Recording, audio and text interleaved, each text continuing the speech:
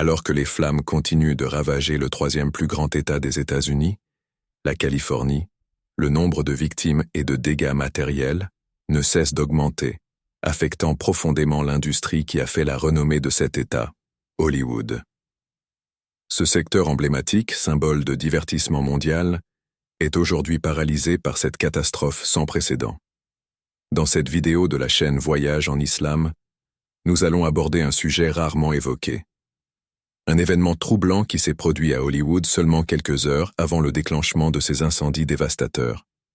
Il s'agit d'un acte de blasphème. Oui, vous avez bien entendu, Hollywood s'est ouvertement moqué du nom de Dieu, et cela s'est produit peu avant que les flammes ne commencent à dévaster la région.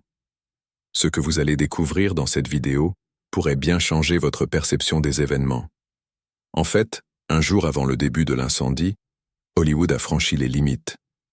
L'incendie a commencé à détruire la Californie plus précisément le 6 janvier 2025.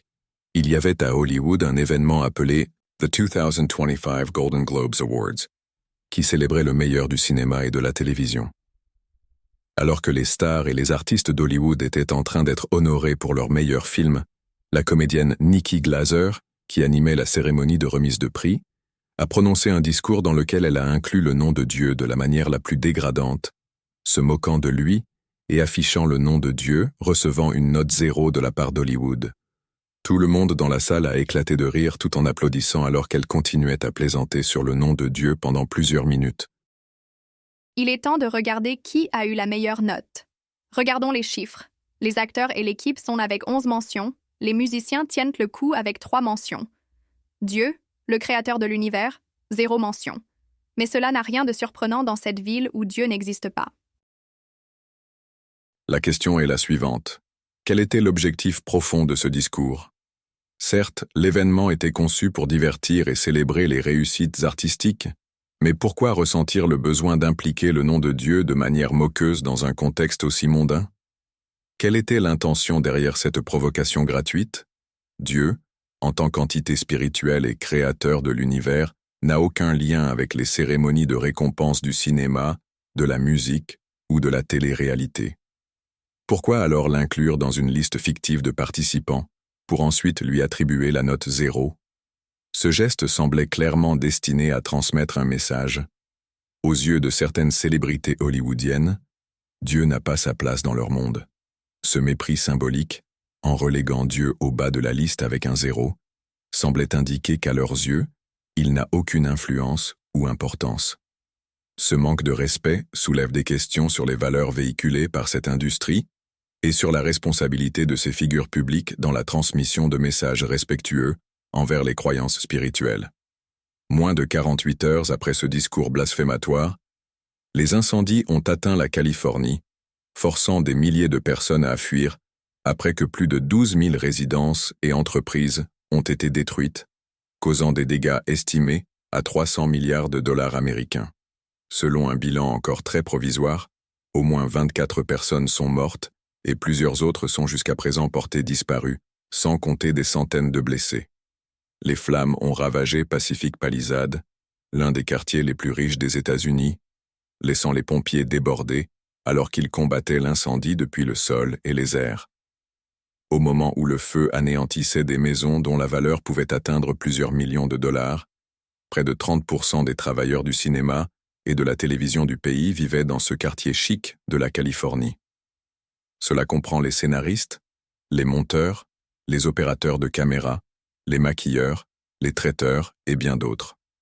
Sur les photographies et vidéos de la catastrophe, certaines rues ont été entièrement rayées de la carte, réduites à des amas de décombres calcinés, tandis que d'autres se sont transformées en paysages désolés, désertés par leurs habitants. Les arbres noircis, les voitures fondues et les bâtiments effondrés témoignent de l'intensité dévastatrice des flammes. Ces images terrifiantes, capturées après seulement quelques jours d'incendie, ressemblaient étrangement à celles de Gaza ravagée par les bombardements, un contraste saisissant entre deux tragédies humaines.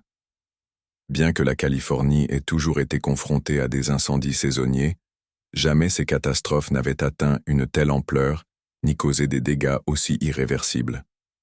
Ce désastre marque un tournant dans l'histoire des incendies californiens, mettant en lumière la vulnérabilité de cette région face aux forces incontrôlables de la nature. Je ne suis pas en train de dire que Dieu a envoyé ce feu pour les punir. Je n'en suis pas sûr. Mais une chose est sûre et certaine. Le feu n'aurait pas commencé sans l'ordre de Dieu, car rien dans l'univers ne se produit sans la volonté et l'ordre du Tout-Puissant. Dieu, dans sa sagesse infinie, observe les actions de l'humanité, et bien que sa miséricorde soit immense, il existe des limites que l'homme ne doit pas franchir. En fait, il existe un point au-delà duquel la patience de Dieu ne peut aller. Il existe une ligne rouge tracée entre les humains et leur Créateur.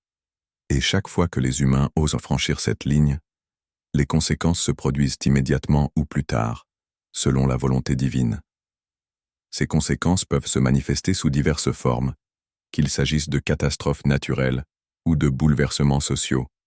En effet, se moquer de Dieu et utiliser son nom pour faire des plaisanteries n'est pas une nouveauté pour Hollywood. Depuis des années, Hollywood a toujours utilisé ses films et ses chansons pour franchir les frontières et banaliser le sacré, repoussant sans cesse les limites du respect et de la décence. Ce mépris répété du sacré pourrait être perçu comme un appel inconscient aux répercussions, rappelant à chacun que tout acte, aussi insignifiant qu'il puisse paraître, a ses conséquences dans l'ordre établi par Dieu.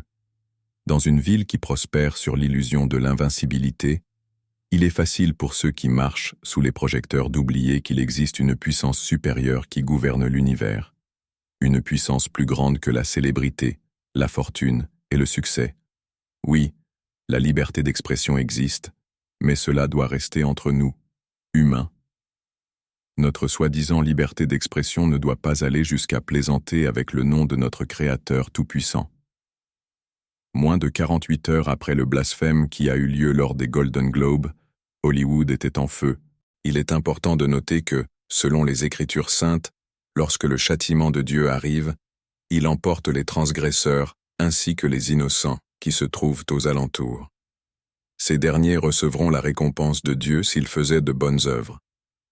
Alors, ces incendies sont-ils une sorte de punition de Dieu? C'est quelque chose que nous ne pouvons pas affirmer ou infirmer. Ce que nous pouvons affirmer sans aucun doute, c'est qu'il suffit seulement qu'une bonne pluie tombe du ciel pour que ce cauchemar terrifiant en Californie prenne fin immédiatement.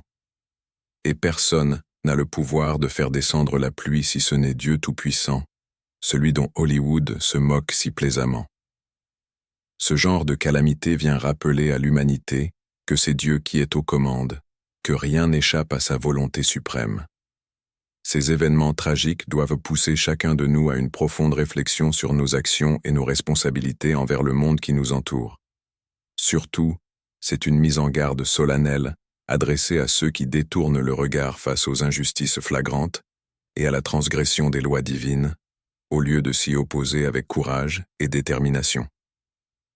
Il est du devoir de chacun d'essayer de corriger les malfaiteurs ou de les empêcher de nuire lorsqu'ils en ont les moyens. Ne pas agir, c'est en quelque sorte devenir complice du mal. Je ne peux pas conclure sans vous rappeler avec insistance de ne pas oublier le peuple palestinien dans vos prières. Leur souffrance, qui dure depuis des décennies, a atteint des limites inhumaines que tout être doué de raison et de compassion ne peut ignorer. Continuons de les soutenir moralement et spirituellement, car chaque prière, chaque pensée bienveillante est une lumière dans l'obscurité qu'ils traversent. Nous sommes à leur côté, solidaires, et nous défendrons leur noble cause jusqu'à notre dernier souffle, avec foi et persévérance. Merci beaucoup pour votre temps. Salamu alaikum.